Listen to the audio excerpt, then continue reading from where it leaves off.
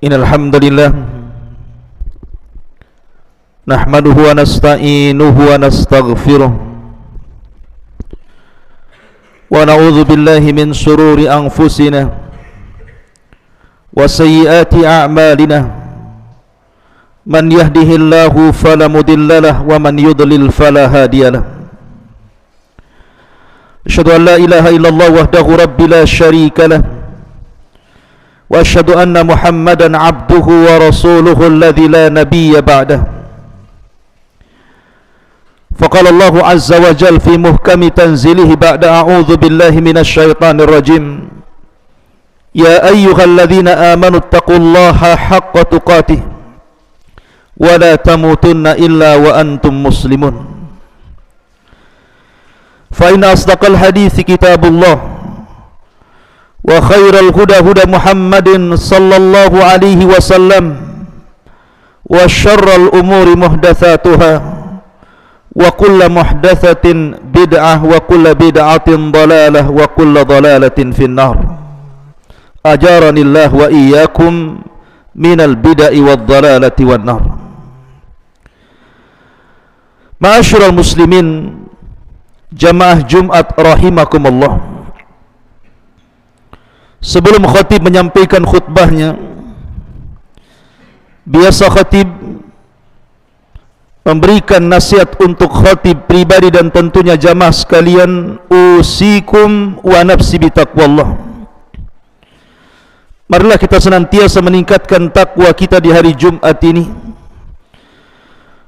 dengan senantiasa memperbanyak salawat kepada Nabi sallallahu alaihi wasallam. Allahumma salli ala Muhammad wa ala alihi wa sahbihi wa sallam ajmain.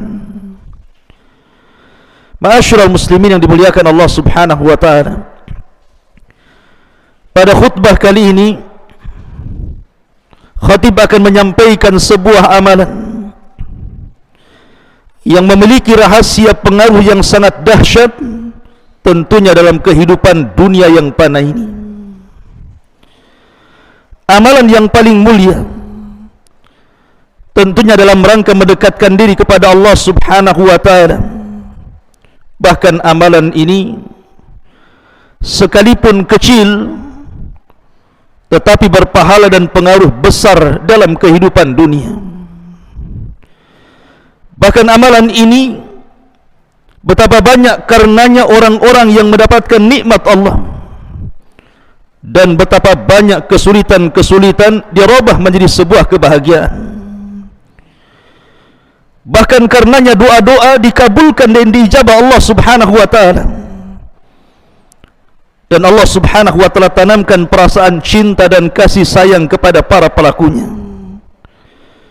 Bahkan bisa menghilangkan permusuhan dan mendatangkan kecintaan dan persaudaraan. Amalan apa ini begitu tingginya di hadapan Allah Azza wa Jalla?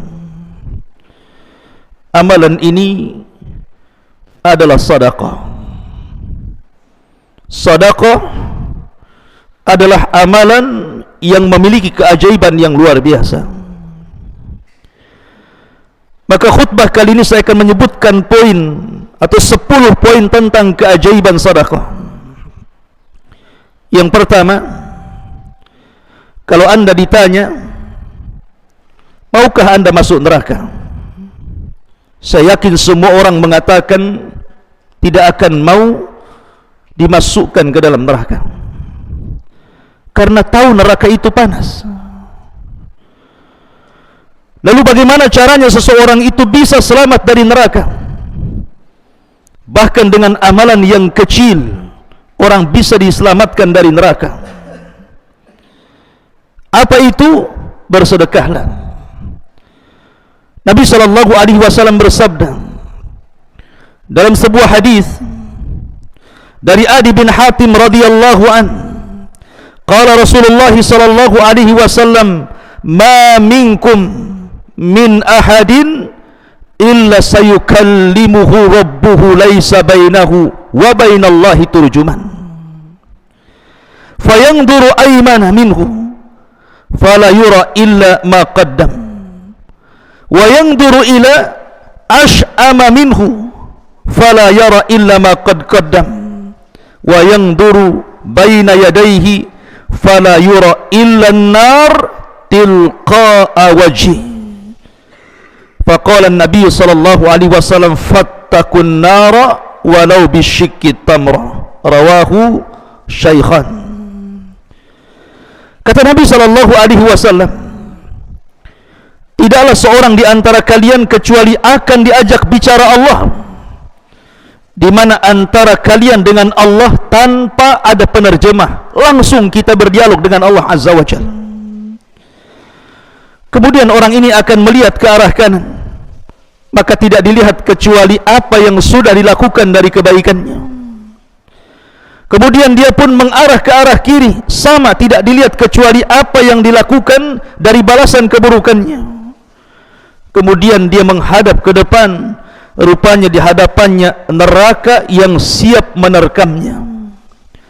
Maka Nabi SAW mengatakan, takutlah kepada Allah dari neraka, walaupun dengan bersedekah separuh butir daripada kurma. Lihat ma'asyiral muslimin yang dimuliakan Allah Azza wa Jalla. Nabi SAW tidak mengatakan sekeranjang kurma. Nabi SAW tidak mengatakan satu truk kurma. Tapi Nabi SAW mengatakan hanya separuh dari potongan satu butir kurma. Artinya bahwa terkadang sedekah yang nilainya sedikit tapi bisa menjadi penyelamat api neraka. Maka bersedekahlah.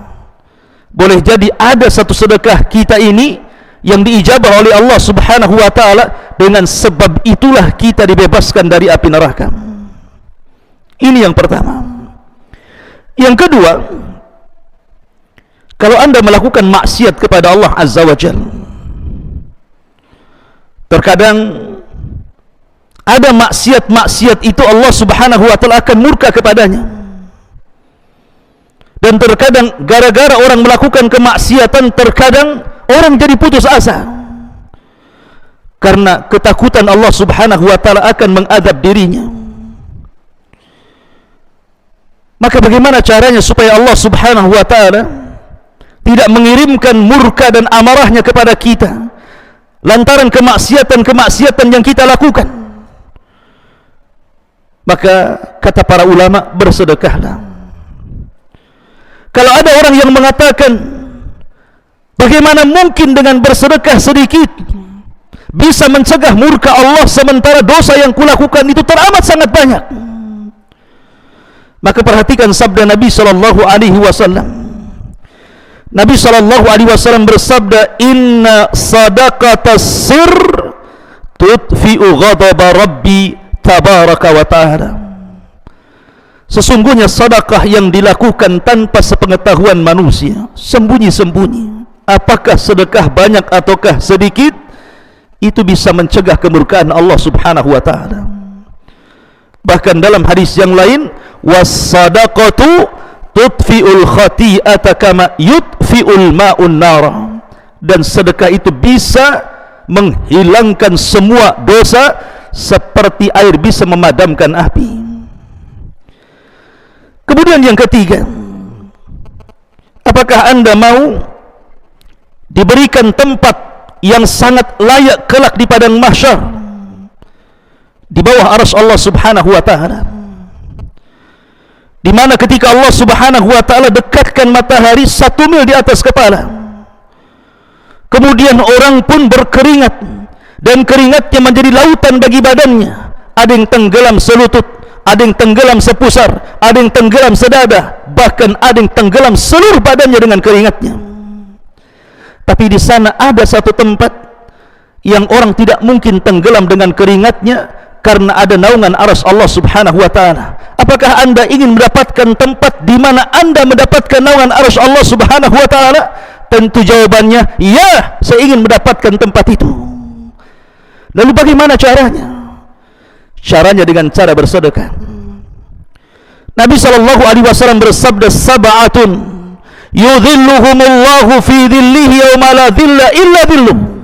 Ada 7 kelompok yang akan mendapatkan naungan arsy Allah Subhanahu wa ta'ala di hari yang tidak ada naungan kecuali naungan Allah. Salah satunya Nabi SAW mengatakan, wa rajulun tasaddaqat biyaminihi la tu'lam shimaluhu. Seorang laki-laki yang bersedekah dengan tangan kanannya sampai tangan kirinya tidak tahu. Bahkan dalam hadis yang lain Nabi SAW mengatakan, kullum ri'in fi dhilli sadaqatihi yaumal qiyamah. Setiap manusia akan mendapatkan naungan di atas kepalanya karena sedekahnya kelak pada hari kiamat. Bahkan ketika manusia sedang diputuskan putusan mereka, orang-orang yang bersedekah ini sambil menunggu putusannya tetap mendapatkan naungan Allah Azza wa Jalla dari arasy-Nya. Sebagaimana hadis yang lain Nabi SAW mengatakan, kullum ri'in fi dhilli sadaqatihi yaumal qiyamah hatta yufsal bainan nasi. Kata Nabi SAW, setiap manusia berada di naungan sedekahnya sampai manusia mendapatkan keputusan Allah Subhanahu wa ta'ala pada hari kiamat. Bahkan yang lebih ajaib daripada keajaiban sedekah yang nomor 4, ma'asyiral muslimin yang dimuliakan Allah Azza wa Jalla, saya kira setiap anda, saya atau siapapun tidak hendak berkeinginan diberikan musibah oleh Allah Azza wa Jalla.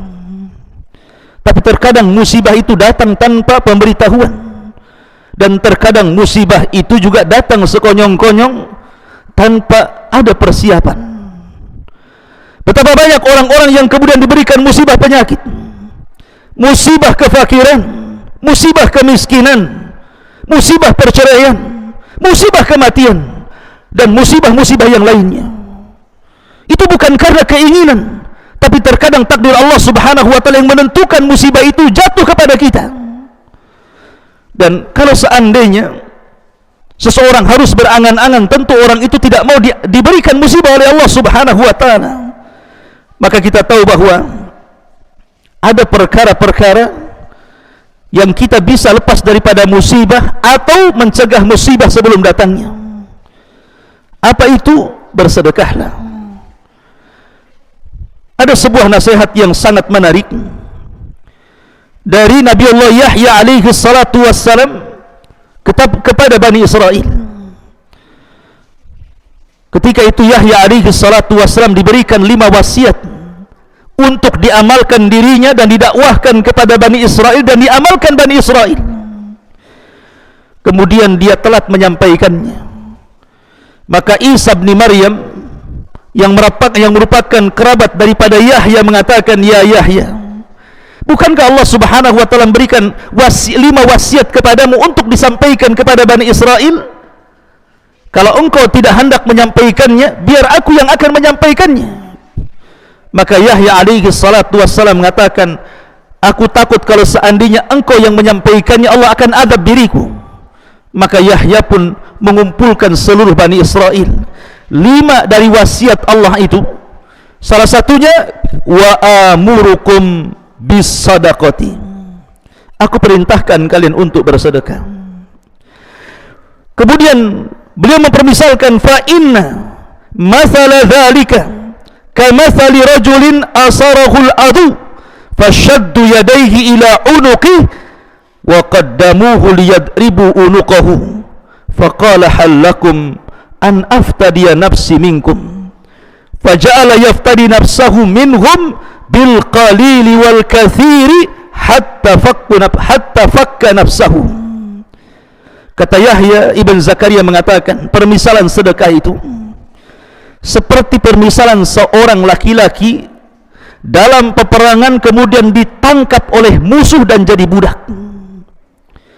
Kemudian dirantai tangannya, diikat sampai ke lehernya, kemudian dihadapkan kepada musuhnya dan hampir-hampir memenggalnya. Ketika pedang hendak memenggal kepalanya, dia pun mengatakan kepada musuhnya dan mengatakan, maukah kau lepaskan diriku dengan kuberikan sesuatu yang sedikit ataupun yang banyak, yang penting lepaskan diriku. Maka kemudian musuhnya mengatakan ya. Maka dia pun memberikan sesuatu, akhirnya dilepaskannya. Inilah permisalan sedekah. Terkadang ada orang sudah ditakdirkan oleh Allah Azza wa Jalla akan ditimpakan musibah, tapi kemudian dia tebus dengan sedekahnya, baik sedikit ataupun banyak, sehingga kemudian Allah Subhanahu wa taala mendengar doa-doa kita. Akhirnya Allah Subhanahu wa taala merubah catatan yang ada di para malaikat yang mencatat setiap takdir umat Islam atau umat-umat yang lainnya. Ma'asyiral muslimin yang dimuliakan Allah Subhanahu wa taala, dari sini maka kalau anda ingin terhindar dari sebuah bala dan musibah, perbanyak sedekah. Kemudian yang lebih menakjubkan, yang nomor 5, sedekah itu bisa menyembuhkan orang sakit, sakit apapun, mau yang ringan ataupun yang parah. Ma'asyiral muslimin, Nabi SAW yang mengatakan, kata Nabi SAW, dawau mardakum bis sadaqah, obatilah orang yang sakit di antara kalian dengan sedekah. Terkadang ada orang punya penyakit parah sekali, semua rumah sakitnya sudah datanginya, dokter pun sudah angkat tangan mengobatinya, tidak ada obat yang bisa kemudian menawarkan penyakitnya.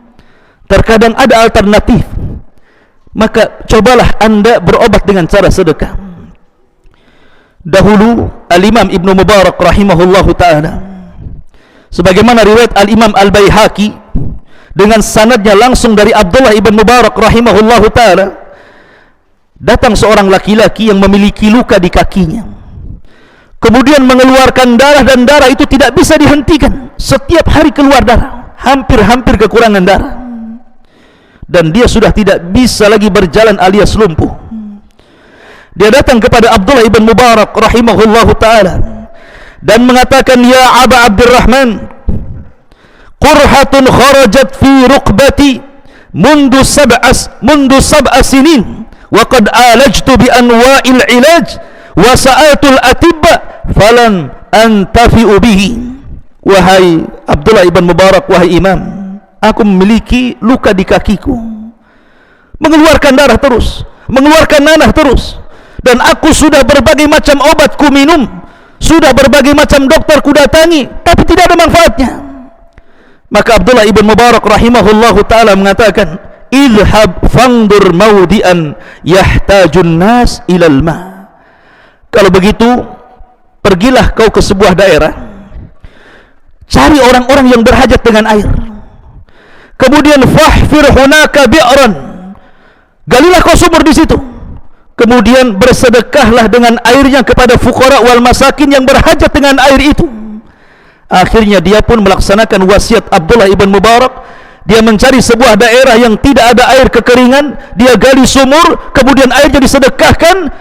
Selang beberapa waktu yang sangat singkat, tiba-tiba kemudian Allah sembuhkan penyakitnya, dan dia pun bisa sehat dan mampu berjalan kembali. Lihat bagaimana tajarub sedekah ini. Ma'asyiral muslimin yang dimuliakan Allah Azza wa Jalla. Kemudian juga asar yang lainnya, ma'ruf Al-Imam Al-Hakim An-Naisabur yang mengarang kitab Al-Mustadrak lil Hakim, dia pun suatu ketika memiliki luka di badannya, sakit, ada yang mengatakan di mukanya, sehingga dia sudah berobat ke sana kemari, tidak kunjung sembuh-sembuh. Akhirnya dia datang ke pengajian salah seorang alim dari ulama'i ahli sunnah wal jamaah, Abu Uthman As-Sabuni rahimahullahu ta'ala, pengarang kitab Aqidah Ashabil Hadis. Dia pun ikut halaqah kajian Abu Uthman As-Sabuni ini. Setelah kemudian dia mengikuti halaqah itu, dia datang kepada Abu Uthman As-Sabuni dan mengatakan, ya imam, saya memiliki luka di wajah, adakah fatwa bagaimana cara menyembuhkannya? Maukah kau mendoakan diriku dan jamaahmu agar Allah menyembuhkan penyakitku? Akhirnya Imam As-Sabuni rahimahullahu ta'ala meminta jamaahnya untuk mendoakan Imam Hakim Naisabur agar sembuh dari penyakitnya. Kemudian setelah selesai pengajian, ada seorang wanita salihah yang ikut majelis di situ, bermimpi. Dalam mimpinya datangi oleh malaikat, kemudian malaikat itu mengatakan kepada wanita itu, sampaikan kepada hakim, suruhlah dia bersedekah dengan air, maka Allah Subhanahu wa ta'ala akan menyembuhkan penyakitnya. Maka wanita yang salihah ini kemudian datang kepada Imam As-Sabuni, kemudian menyampaikan mimpinya, dan Imam As-Sabuni menyampaikan mimpi wanita itu kepada Imam Hakim, dan Imam Hakim melaksanakannya. Dia pun bersedekah dengan air, tiba-tiba dalam waktu yang sangat singkat semua penyakitnya disembuhkan Allah Subhanahu wa taala. Tadawau mardakum bis sadaqah. Sembuhkan orang sakit di antara kalian dengan sedekah. Ma'asyiral muslimin yang dimuliakan Allah Azza wa Jalla, bahkan yang lebih menakjubkan sedekah ini, ikhwatu fiddin, kalau saya tanya Anda, maukah Anda setiap hari didoakan malaikat? Setiap hari didoakan malaikat. Sementara malaikat ibadun mukramun, hamba Allah yang sangat mulia, yang tidak mungkin ditolak doanya, dekat dengan Allah, tidak pernah maksiat, wa yaf'aluna ma yu'marun. Maukah Anda didoakan setiap hari oleh malaikat, sementara doa-doa malaikat tidak mungkin ditolak Allah Subhanahu wa taala? Jawabannya, tentu saya ingin didoakan malaikat setiap hari. Lalu bagaimana caranya? Caranya, kata para ulama, bersedekahlah. Nabi SAW bersabda dalam sebuah hadis, "Ma min yaumin yusbihul ibadu fihi illa malakani yanzilan fayaqul ahaduhuma Allahumma a'ti munfiqan khalafa wa yaqulul akhar Allahumma a'ti mumsikan talafa." Tidaklah setiap pagi seorang hamba kecuali didatangi malaikat dan mendoakan dia setiap hari. Jadi setiap pagi ada dua malaikat datang kepada kita masing-masing kita setiap hari. Kemudian yang satu mengatakan, Allahumma a'ti munfiqan khalafa, ya Allah, berikan kepada orang ini, orang yang suka sedekah ini, ganti yang lebih baik. Kemudian yang satunya mengatakan, ya Allah, hancurkan harta orang ini karena dia tidak pernah bersedekah menahan hartanya. Jadi kalau kita ingin didoakan kebaikan malaikat, maka bersedekahlah. Kalau bisa setiap hari walaupun sedikit, boleh jadi yang sedikit ini bertepatan dengan doa malaikat, akhirnya Allah berkahi harta dan keluarga kita. Ma'asyiral muslimin yang dimuliakan Allah Azza wa Jalla. Kemudian yang nomor 7, orang yang bersedekah akan diberkahi, diberikan tambahan kebaikan. Baik tambahan kebaikan secara nominal, Allah Subhanahu wa taala makin mengayakan, memberikan kekayaan kepada kita, atau walaupun mungkin secara nominal tidak bertambah, tetapi Allah tambah berkahnya sehingga yang sedikit seolah-olah banyak dan mencukupi segalanya. Nabi SAW pernah mengatakan, "Thalathatun uqsimu alaihinna wa uhaddithukum hadithan fahfadhuh." Kata Rasul, 3 perkara aku bersumpah kepada 3 perkara itu. Sebenarnya bagi Rasul tidak perlu bersumpah, tapi Nabi SAW ingin menguatkan perkara ini, bahwa perkara ini perkara yang sangat urgent, perkara yang sangat penting untuk disampaikan. Maka ku ceritakan kepada kalian, hafalah 3 perkara ini, kata Rasul. Yang pertama, kata Rasul, ma naqasa min malis sadaqah, tidak mungkin berkurang harta yang disedekahkan. Bal yazdad, bal yazdad, bal yazdad, bahkan bertambah, bertambah dan bertambah. Kemudian yang kedua, wala dhulima abdun madlamatun sabara alaiha illa zadahullahu izzan, tidaklah seorang hamba dizalimi tapi dia sabar, tidak membalas, kecuali Allah akan berikan kemuliaan hidup padanya. Kemudian yang ketiga, wala fataha abdun baba mas'alatin illa fatahallahu alaihi babal faqri, tidaklah seseorang membuka pintu meminta-minta, kecuali Allah Subhanahu wa taala bukakan pintu kefakiran kepadanya. Lihat bagaimana Rasul mengatakan di awal, ma naqasa min malis sadaqah, tidak berkurang harta yang disedekahkan. Dan yang nomor 8, orang yang bersedekah akan dilipat gandakan hartanya di hadapan Allah, sebagaimana firman Allah Azza wa Jalla, mathalul ladzina yunfiquna amwalahum fi sabilillah kamathali habbatin ambatat sab'a sanabil fi kulli sumbulatin mi'atu habbah wallahu yudha'ifu liman yasha wallahu wasi'un alim. Permisalan orang-orang yang menginfakkan harta mereka di jalan Allah seperti satu biji yang Anda tanam, kemudian tumbuh 7 batang, kemudian dari 7 batang itu kemudian tumbuh lagi 7 ranting, kemudian Allah Subhanahu wa taala membuahi setiap rantingnya, dan Allah Subhanahu wa taala melipat gandakan kepada siapa yang berkehendak, dan Allah maha luas rizkinya, lagi maha mengetahui akan hamba-hambanya. Ma'asyiral muslimin yang dimuliakan Allah Subhanahu wa taala. Kemudian yang nomor 9, sedekah bisa melembutkan hati. Bukankah Rasul yang mengatakan, idza aradta an talina qalbaka fa'at'imil miskin wamsah ala ra'sil yatim. Apabila engkau ingin melembutkan hati, sedekahi orang-orang fuqara wal masakin, usap kepala anak-anak yatim, maka hati anda akan lembut. Dan yang terakhir, sedekah akan menempatkan kita di pintu-pintu khusus di sorga. Kalau anda ditanya, maukah anda berada di pintu sorga? Kita katakan mau. Maka ada satu jalan supaya kita berada persis di pintu sorga, yang pintu itu disebut babus sadaqah, pintu sedekah.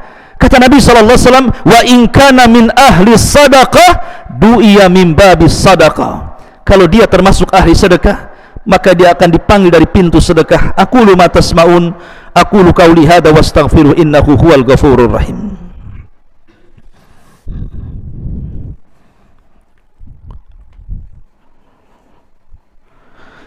Bihamdillahi wassalatu wassalamu ala rasulillah wa ala alihi wa sahbihi wa mawalah wa la hawla wa la quwata illa billahi wa ba'du.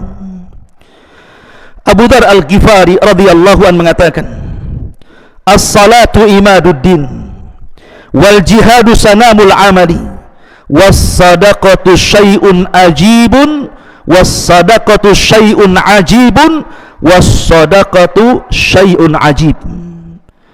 Kata Abu Dzar Al-Ghifari radhiyallahu mengatakan, salat itu tiangnya Islam, dan jihad itu puncaknya amalan, dan sedekah itu sesuatu yang menakjubkan, sesuatu yang menakjubkan, sesuatu yang menakjubkan.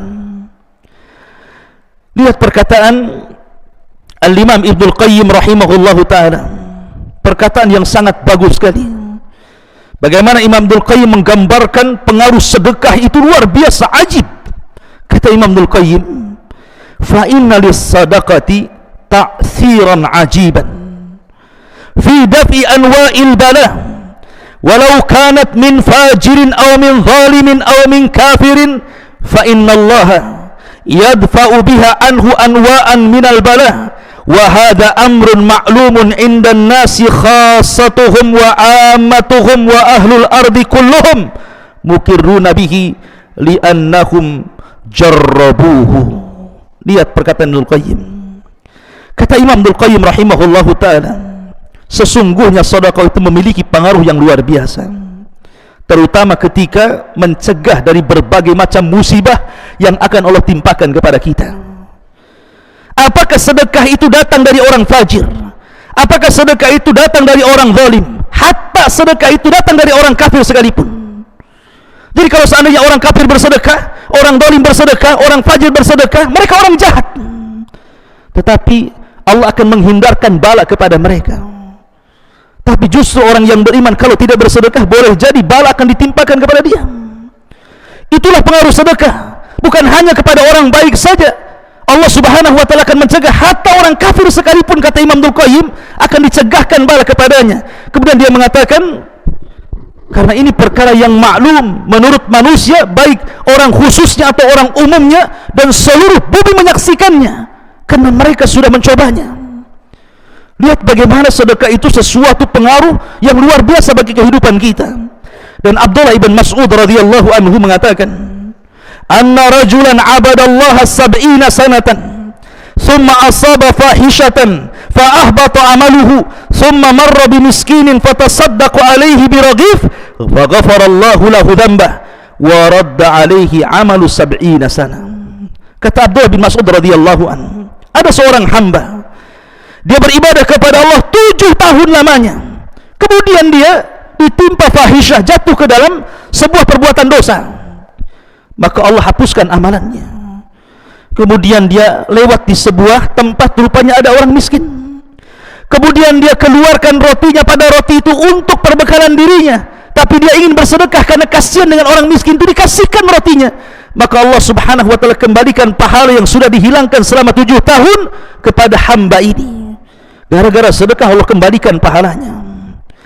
Kemudian juga Abdullah bin Abbas radhiyallahu anhu mengatakan, wa qad su'ila ay as-sadaqatu afdal. Kata Abdullah bin Abbas, beliau pernah ditanya, sedekah apa yang paling utama? Maka Abdullah bin Abbas mengatakan, al-ma, air. Alam taro ila ahli nar, tidakkah kau lihat angan-angan penduduk neraka? Apa yang dikehendaki penduduk neraka? Bukankah Allah yang mengatakan, wa nada ashabun nar ashabal jannah an afidu alaina minal ma' aw mimma razaqakumullah.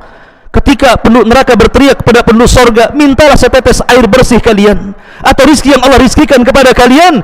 Tapi penduduk sorga mengatakan, innallaha harramahuma 'alal kafirin. Maaf, Allah haramkan kepada orang kafir.